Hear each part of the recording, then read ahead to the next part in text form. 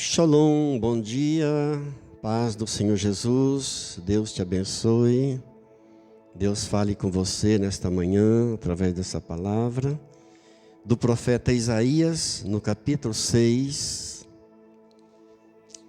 e nós vamos ler do 1 ao 6.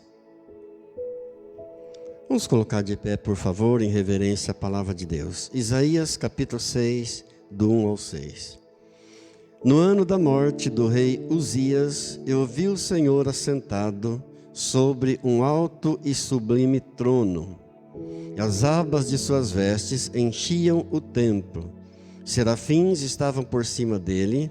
Cada um tinha 6 asas. Com 2 cobria o rosto, com 2 cobria seus pés e com 2 voava.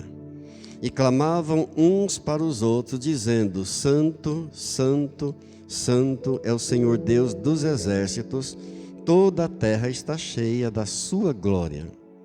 As bases do limiar se moveram à voz do que clamava, e a casa se encheu de fumaça. Então disse eu: ai de mim, estou perdido, porque sou homem de lábios impuros, habito no meio de um povo de impuros lábios, e os meus olhos viram o Rei, o Senhor dos exércitos. Então um dos serafins voou para mim, trazendo na mão uma brasa viva que tirara do altar com uma tenaz.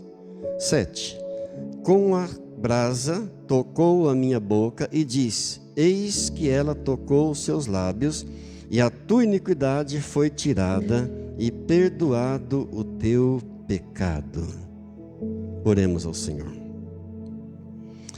Deus querido, a tua palavra já é santificada, a tua palavra já é pura, a tua palavra já é abençoada, a tua palavra já é ungida. O que nós precisamos agora é da unção do teu Espírito para o nosso coração, para o meu coração, para que eu possa falar da tua palavra, Deus, com ousadia, com intrepidez, com coragem, com simplicidade, e que o Senhor venha falar com cada um de nós, de acordo com a necessidade de cada um, em nome de Jesus. Amém. Amém? Podemos sentar. Nós já dissemos aqui, em outras oportunidades, que nenhum versículo da Bíblia manda a gente ler a Bíblia. Você não encontra nenhum texto na Bíblia dizendo que você precisa ler a Bíblia. Mas o que a Bíblia diz é que nós precisamos meditar na palavra de Deus. Será que tem diferença entre ler e meditar? Muita diferença. Sim, muita. Josué 1:8 diz: medita no livro desta lei de dia e de noite. Salmo 1, verso 2 diz: na sua lei medita dia e noite. Salmo 19:14 diz: as palavras dos meus lábios e o meditar do meu coração. Você sempre vai encontrar a palavra meditar, medite, medite, pense na palavra. Salmo 48:9 diz: pensamos, ó Deus, na tua misericórdia. Pensamos, meditamos. Salmo 49:3 diz: o meu coração terá pensamentos sensatos. Salmo 77:12 diz: penso com insistência nos teus prodígios. Salmo 104:34 diz: seja-lhe agradável a minha meditação. Sempre falando de pensar na palavra, de meditar na palavra. Salmo 119, verso 15 diz: meditarei nos teus preceitos. Salmo 119:48 diz: meditarei nos teus decretos. Salmo 119, 148 diz: para que eu medite nas tuas palavras. Salmo 143, verso 5 diz: penso em todos os teus feitos. Salmo 119, 97 diz: a tua lei é a minha meditação o dia todo. Você sempre vai encontrar na Bíblia: medita na palavra, pensa na palavra. A tua meditação, a minha meditação, sempre é o que Deus pede de nós. Por quê? Porque é quando você medita na palavra, é quando você pensa na palavra, é que você descobre o que é que está por trás da palavra.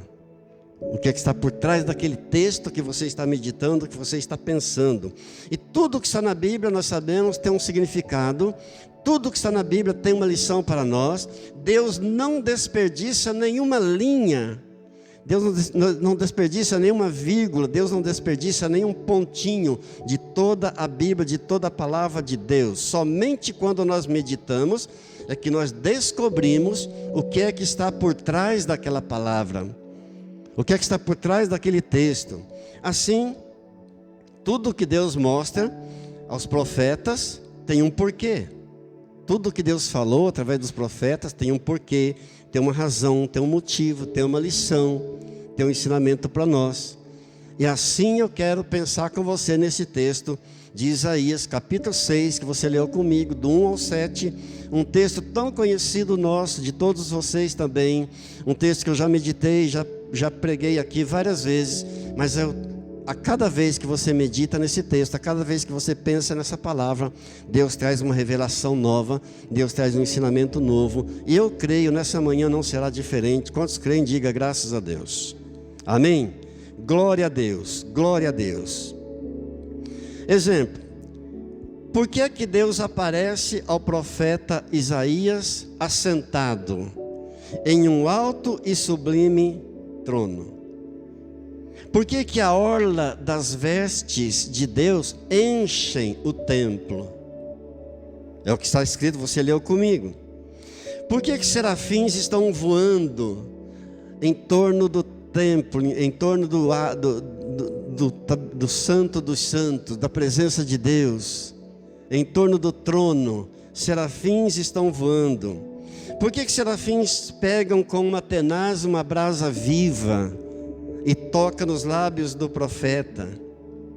Por que que serafins proclamam por 3 vezes: Santo, Santo, Santo é o Senhor dos exércitos, toda a terra está cheia da sua glória? Permita-me, antes de expor o texto, fazer uma pequena introdução. Temos aqui nesse texto 2 personagens.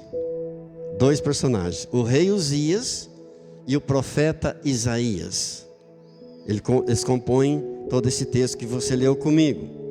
Com títulos, 2 homens com títulos diferentes, com cargos diferentes e com funções diferentes no templo, na casa de Deus. Isaías foi o profeta que mais tempo profetizou em Judá. Isaías profetizou durante 4 reinados, por cerca de 50 anos. Entra rei, sai rei, Isaías é o profeta. Entra rei, sai rei, Isaías está profetizando. Entra dinastia, sai dinastia, Isaías continua profeta. Igual você. Entra prefeito, sai prefeito, você é crente. Entra o governador, sai governador, você continua crente. Entra presidente, sai presidente, mas você continua crente. Amém? Quem foi o rei Uzias, segundo a Bíblia, a palavra de Deus? Uzias foi um rei que reinou durante 55 anos. Alguns escritores dizem 52. Nós ficamos então que Uzias tenha reinado de 52 a 55 anos. Ele assumiu o trono com apenas 16 anos de idade, muito novinho, porque o seu pai, o rei Amazias, foi assassinado.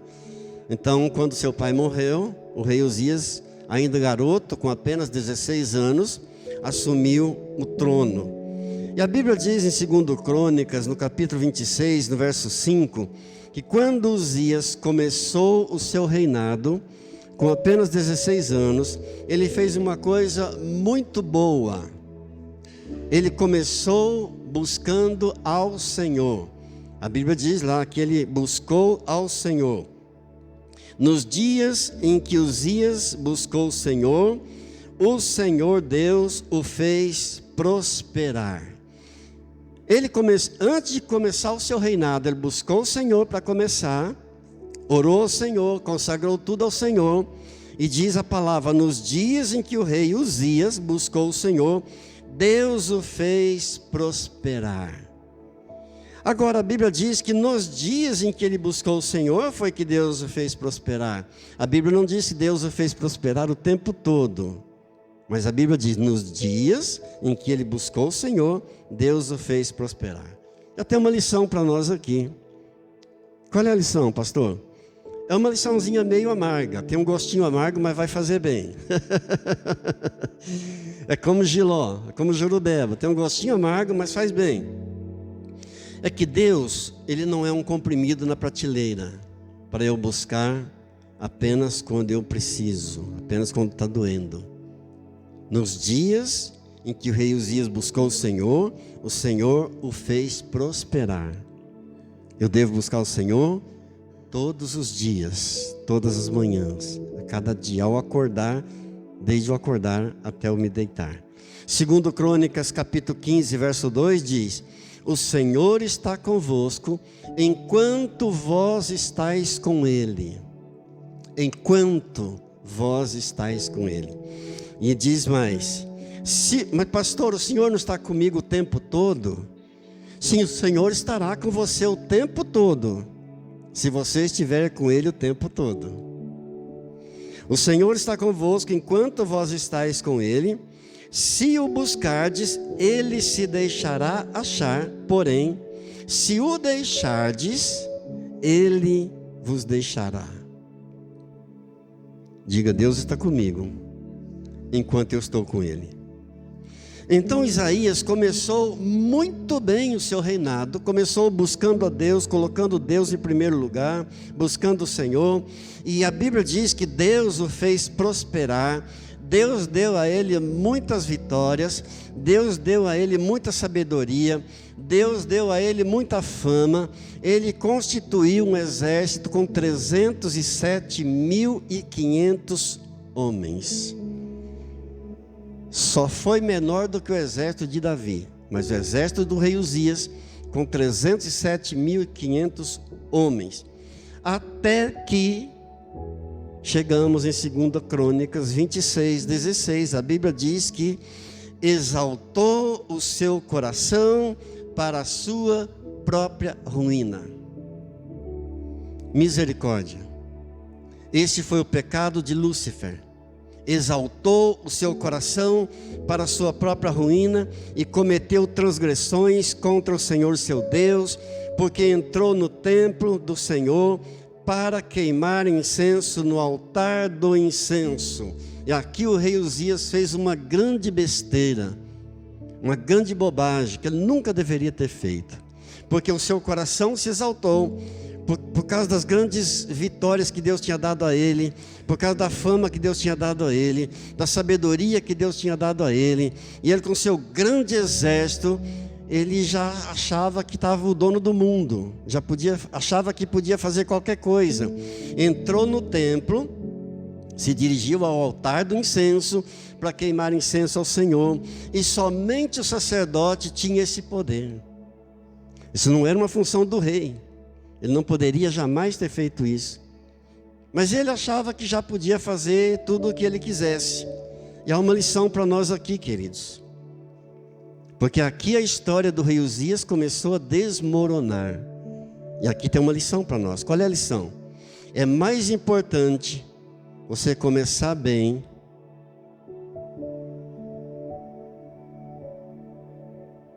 e terminar bem. Não é bom você começar bem e terminar mal. Se for preciso, é melhor começar mal, mas terminar bem.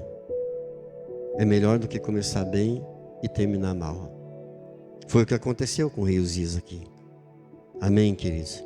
Nem todo mundo está preparado para conquistar. Nem todo mundo está preparado para receber vitórias. Nem todo mundo está pronto. Por que Uzias se exaltou? Por que ele se exaltou no seu coração? Ele quis ir além daquilo que Deus já tinha dado a ele. Deus já tinha dado tanta coisa, tantas vitórias, tanta bênção, tanta conquista, tanta fama. Queridos, quanta coisa Deus já deu para você. Quanta coisa Deus já deu para mim. Que haja gratidão em nosso coração por tudo aquilo que Deus já fez. Ele quis mais além daquilo que Deus já tinha dado. E então, tanto sucesso, tanta fama, tanta sabedoria. Mas um dia, ele entra no templo para queimar incenso ao Senhor. Só o sacerdote podia fazer isso. E o incenso não era esse incenso que nós conhecemos de hoje. Esse incenso que vendem nas lojas por aí. Era um produto, era algo muito diferente. Extraído de uma árvore, uma seiva amarelada. E quando colocado na boca, tinha um sabor amargo. Mas quando era queimado, tinha um sabor doce. Não tem alguns perfumes que a gente fala assim, esse perfume ele é doce. Gosto desse perfume que ele é doce. Então assim era o incenso, essa seiva extraída de uma árvore, que era queimado, o incenso ao Senhor. Na boca tinha um gosto amargo, mas quando queimado tinha um aroma agradável. Por isso Davi compara a oração com o incenso. No Salmo 141, no verso 2, Davi diz assim: suba a tua presença, a minha oração, como incenso. Por quê? Porque a oração muitas vezes sai da nossa boca amarga. Mas quando chega para Deus, Deus a recebe como um aroma doce, como um aroma agradável. Por isso Davi faz essa comparação da oração com o incenso. Senhor, suba a minha oração como incenso agradável ao Senhor. Diga glória a Deus. Muitas vezes, querido, curioso aqui, é que a Bíblia diz que Uzias, ele foi alertado pelos sacerdotes. Os sacerdotes o alertaram a respeito disso. Não faça isso. Não vá no templo, não vai oferecer incenso para Deus. Por quê? Ele teimou. Diz a Bíblia que ele resistiu. Uzias resistiu ao homem de Deus. Em outras palavras, ele peitou o sacerdote. Desobedeceu o homem de Deus. Achava que podia fazer tudo. Algo importante que nós aprendemos, que eu aprendi, é que dizem que as abelhas africanas são as mais agressivas. É melhor mexer numa colmeia de abelhas africanas do que tocar num homem de Deus. Não é boa coisa, não é bom negócio mexer com o homem de Deus. O rei Uzias peitou o sacerdote, afrontou o sacerdote, e diz a Bíblia em 2 Crônicas, capítulo 26, verso 19 ao 20: assim que Uzias resistiu ao sacerdote, o Senhor o feriu com lepra na testa. Porque ele peitou o sacerdote, ele enfrentou, desobedeceu o sacerdote. O Senhor o feriu com uma lepra na testa. Por quê? Porque o trabalhar de Deus é diferente do trabalhar do homem. É muito diferente o pensar de Deus do pensar do homem.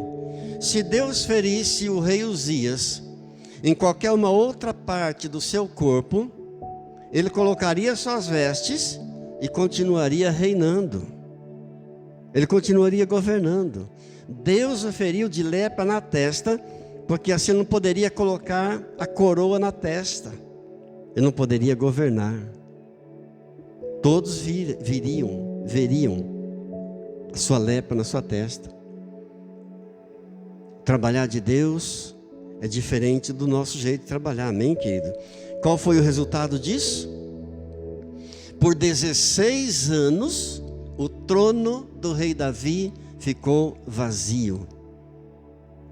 Fizeram uma hospedagem para ele, um lugarzinho para ele ficar nos fundos do templo, isolado por causa da sua lepra, e o trono vazio por 16 anos.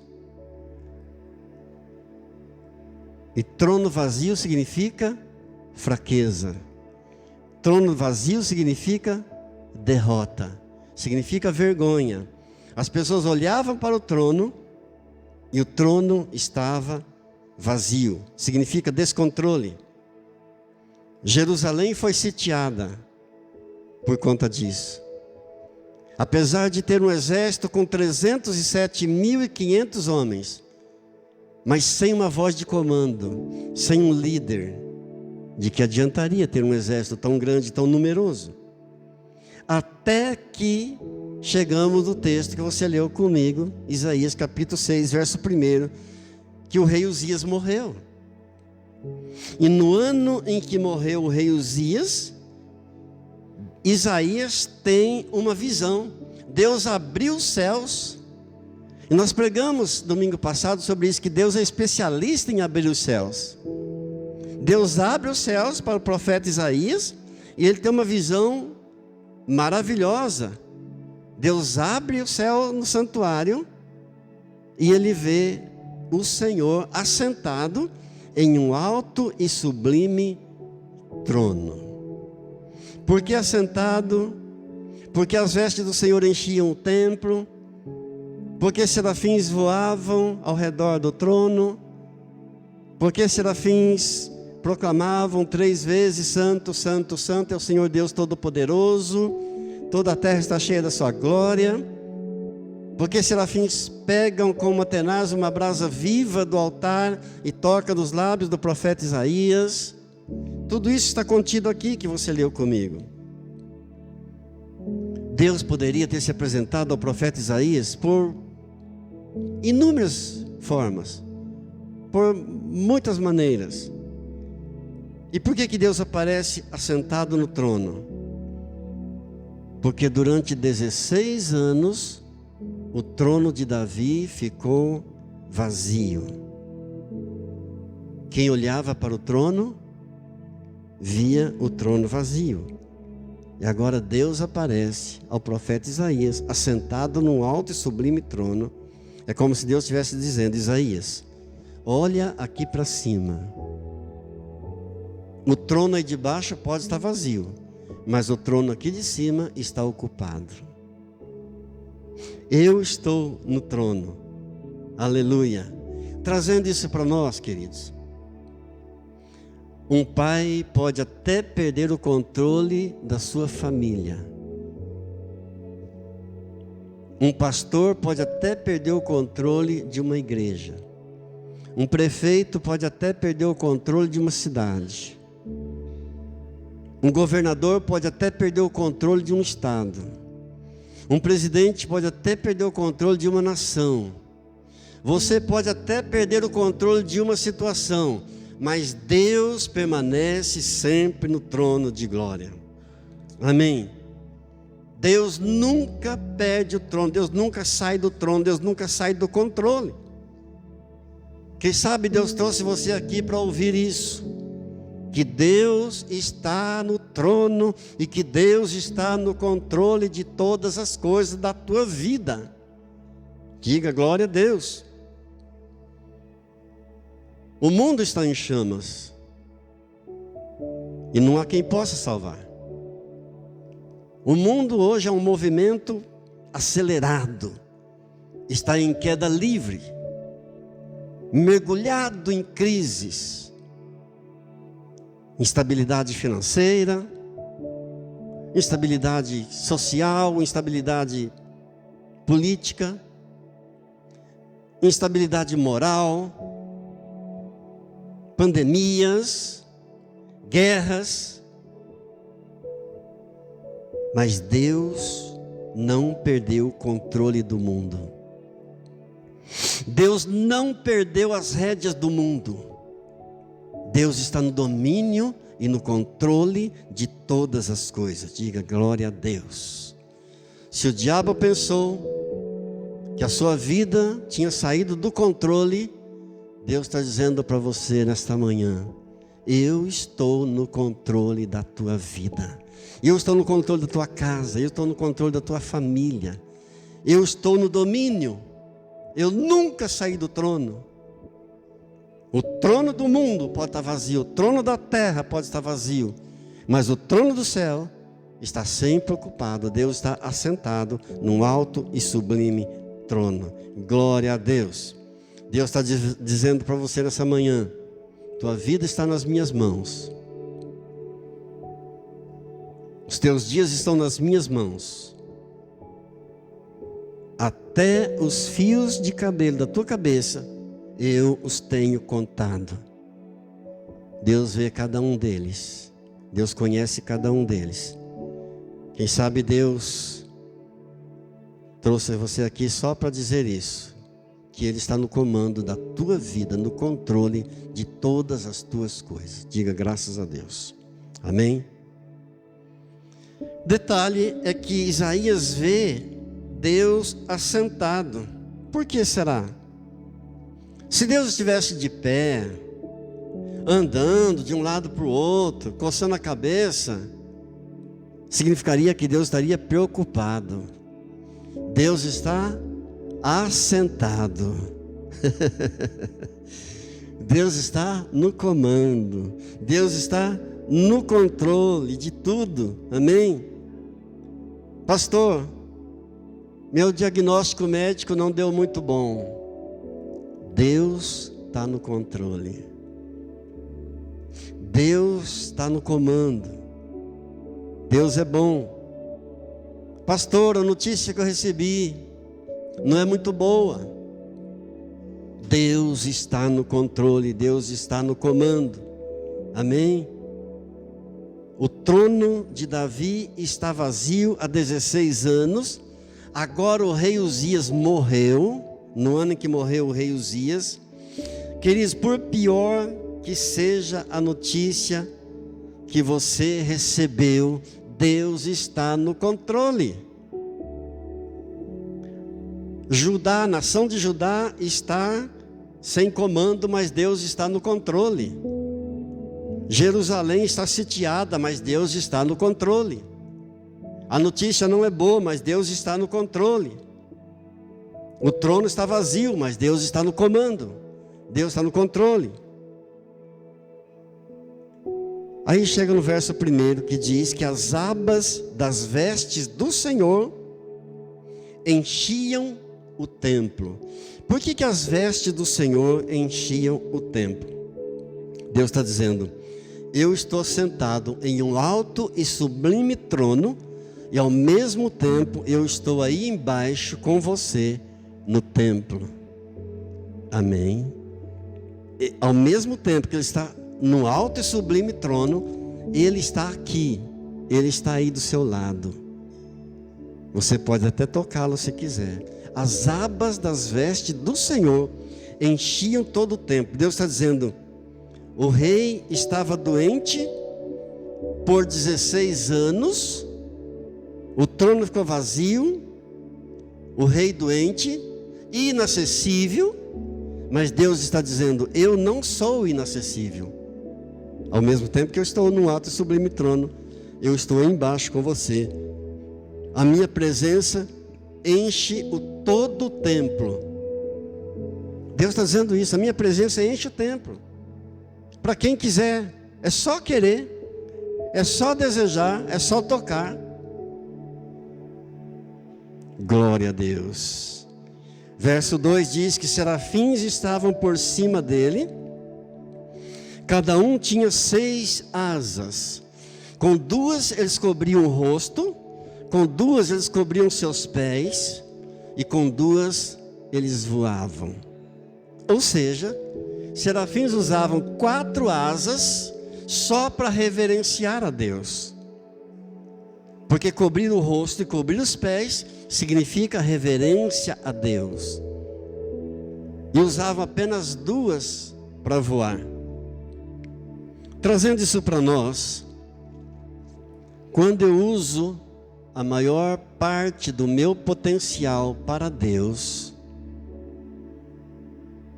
quando eu dedico a maior parte do meu potencial para adorar a Deus, com aquilo que me sobra, Deus vai me fazer voar alto. Glória a Deus. Quando você dedica a maior parte, a melhor parte para Deus, do teu potencial, O que sobra, Deus vai fazer você voar muito alto. Diga obrigado, Jesus. Amém, queridos? Abacuque diz no capítulo 3, no verso 19: o Senhor é a minha fortaleza e faz os meus pés como os da corça, e me faz andar altaneiramente. O que é andar altaneiramente? É voar. O Senhor Deus é a minha fortaleza e faz os meus pés como os da corça, e me faz andar altaneiramente. Glórias a Deus, louvado seja o Senhor. Verso 3 diz que serafins clamando: Santo, Santo, Santo é o Senhor Deus dos exércitos, toda a terra está cheia da sua glória. Por que eles repetem 3 vezes? Santo, Santo, Santo. Porque ao olhar para o trono, você vê a Santíssima Trindade. O Pai é santo, o Filho é santo e o Espírito é santo. Amém, queridos? O número 3 na Bíblia fala de plenitude. O número 3 na Bíblia fala de completude, de perfeição divina. Então Deus não é apenas santo, Ele é santo, santo, santo. Você pode repetir comigo? Santo, santo, santo é o Senhor dos exércitos, toda a terra está cheia da sua glória. Mais uma vez, santo, santo, santo é o Senhor dos exércitos, toda a terra está cheia da sua glória.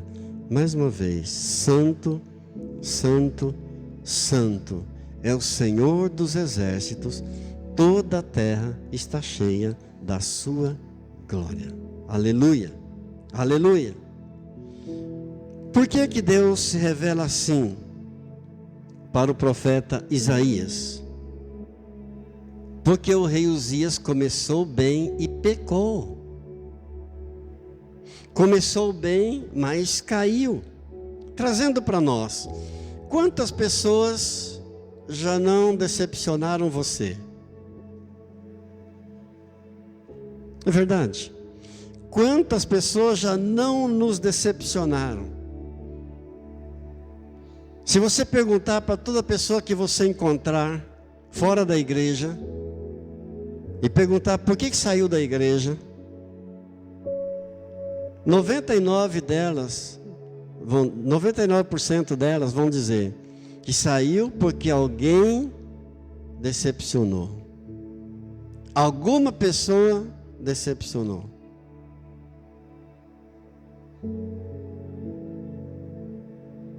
Então saiba que pessoas decepcionam. A própria família decepciona. Pai decepciona filho, filho decepciona pai, irmão decepciona irmão, mãe decepciona filho, filha, filho, filha decepciona mãe, marido decepciona esposa, esposa decepciona marido, patrão decepciona funcionário, funcionário decepciona patrão, pastor decepciona ovelha, inclusive eu, ovelha decepciona pastor, mas Deus nunca decepciona. Seres humanos decepcionam outros seres humanos, Deus jamais decepciona. Diga graças a Deus. Amém, queridos? Deus está dizendo, olha, Isaías, se você olhar para Uzias, você vai ver lepra.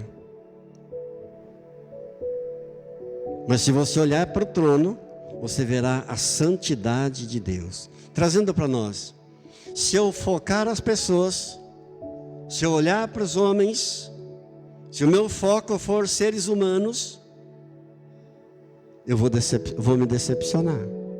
Eu vou ver lepras. Mas se eu olhar para o trono, eu verei a santidade de um Deus que não desampara, que não decepciona, que não desanima nunca, que não te abandona nunca. Diga graças a Deus. O foco tem que ser Deus. O foco é Deus. O foco é Deus. E somente Deus, porque pessoas decepcionam. E ele continua dizendo: Santo, Santo, Santo é o Senhor dos exércitos. Por quê? Não sei se você já se perguntou por que o Senhor se identifica também, se apresenta também como o Senhor dos exércitos. Porque lá embaixo tinha um exército com 307.500 homens, mas sem um comando, sem um líder.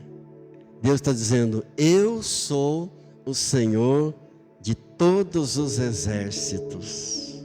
Amém, aleluia. Que adianta um exército sem ninguém para comandar?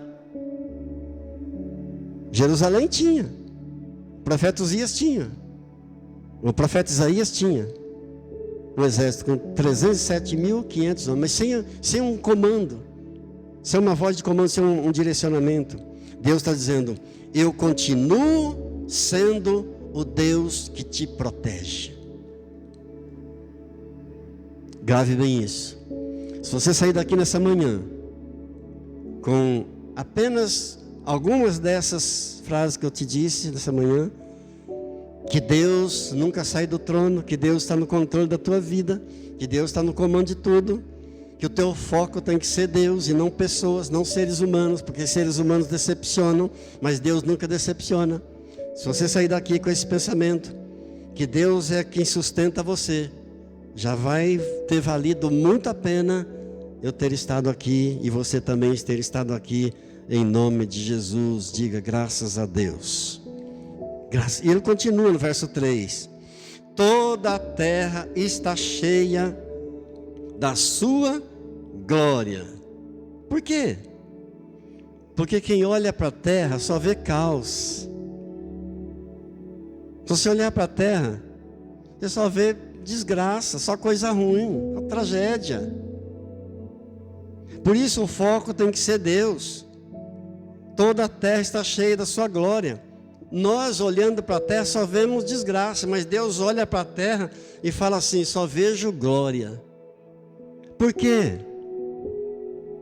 Porque onde você vê desgraça, Deus olha e Deus vê uma oportunidade da glória dele se manifestar. Amém?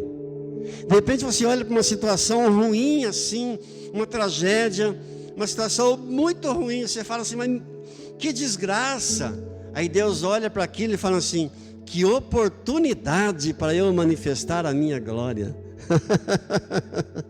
Amém?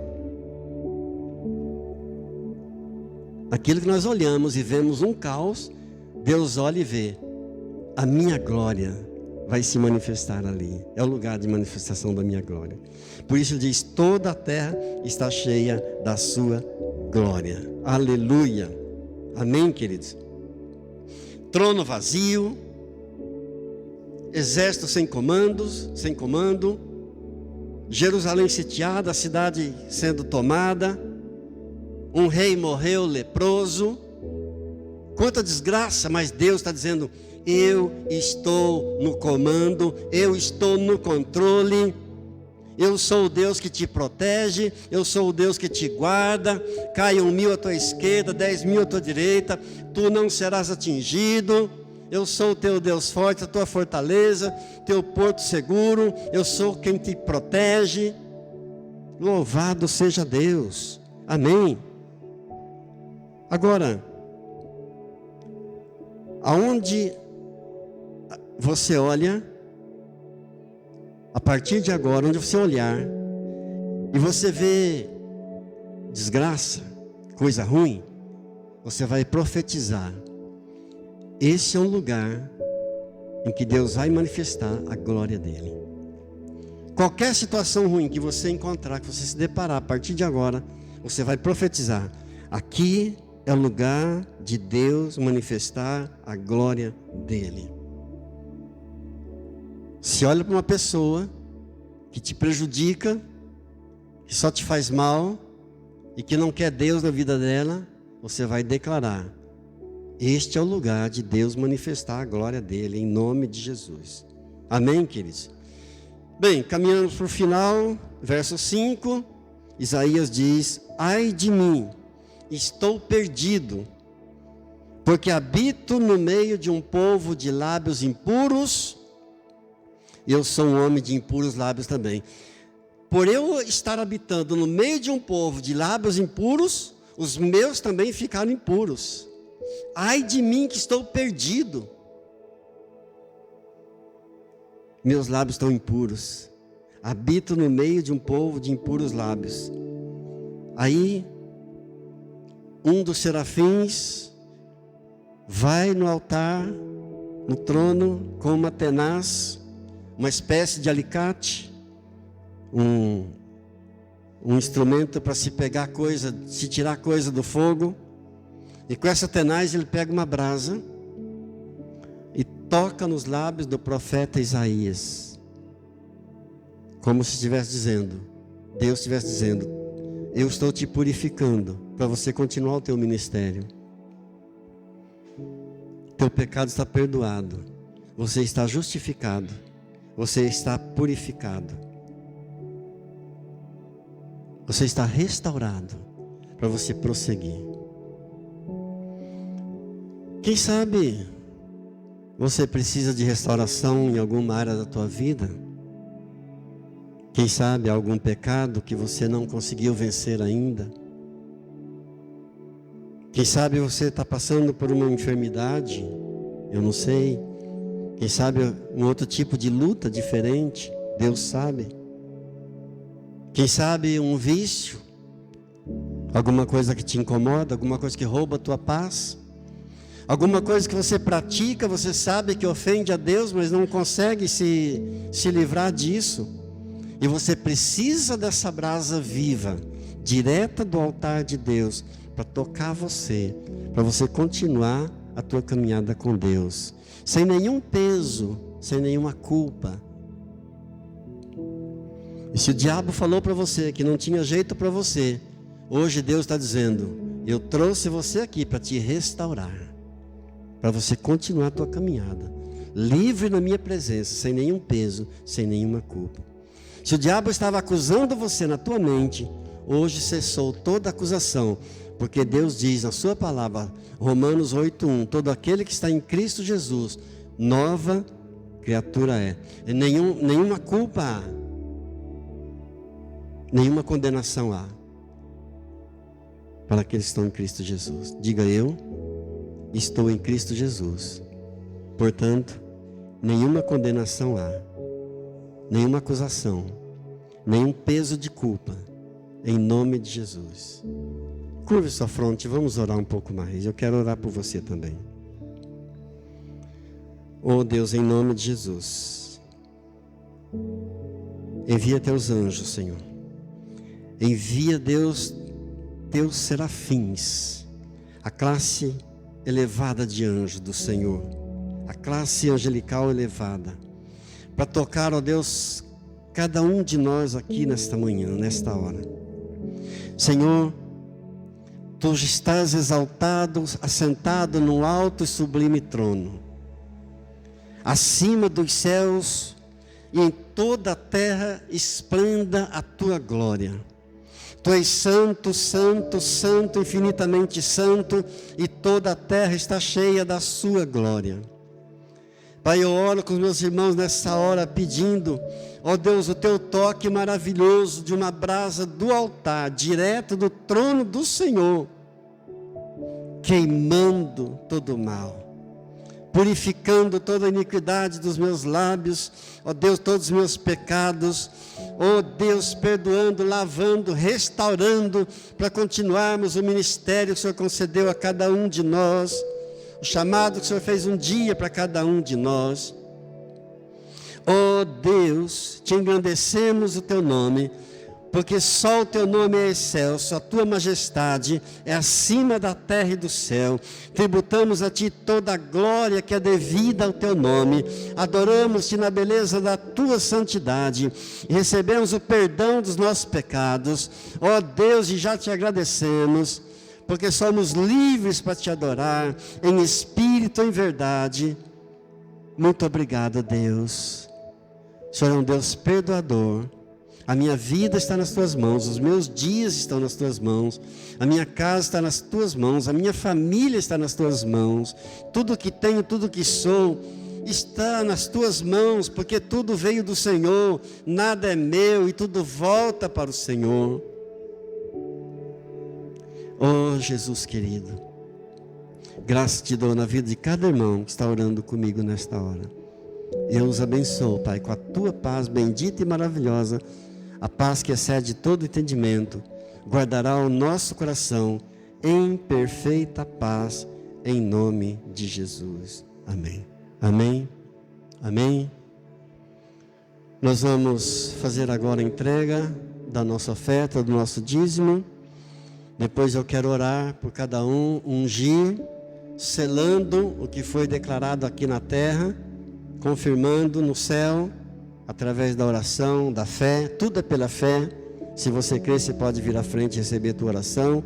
E quer liberar uma palavra de bênção final em nome de Jesus. Fiquemos de pé. Estenda suas mãos para Deus.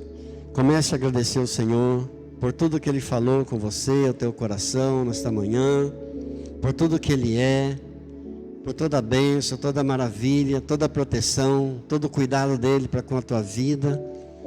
Oh, aleluia, muito obrigado, Deus querido, por estar aqui. Somente pela tua graça estou aqui, somente pela tua bondade, pela tua misericórdia. Recebe a minha gratidão, a minha adoração. Eu te adoro, Cordeiro Santo, bendito seja o Senhor, de geração em geração, seja louvado o teu santo nome. Uma geração louvará outra geração o teu santo nome, desde o nascer do sol até o pôr do sol, seja louvado o teu santo nome. Pai, nós consagramos a ti cada lar aqui representado, cada família aqui representada. Pai, nós consagramos a Ti toda essa semana, o trabalho de cada um, as viagens daqueles que terão que viajar. Ó Deus, consagra a Ti os relacionamentos, pais e filhos, filhos e pais, cônjuges com cônjuges. Deus, sejam abençoados em nome de Jesus, em nome de Jesus. Que a graça do Senhor Jesus e o amor do Pai e a comunhão do Espírito Santo seja sobre a tua vida, sobre a tua casa e a tua família, hoje e sempre. Amém. Diga graças a Deus.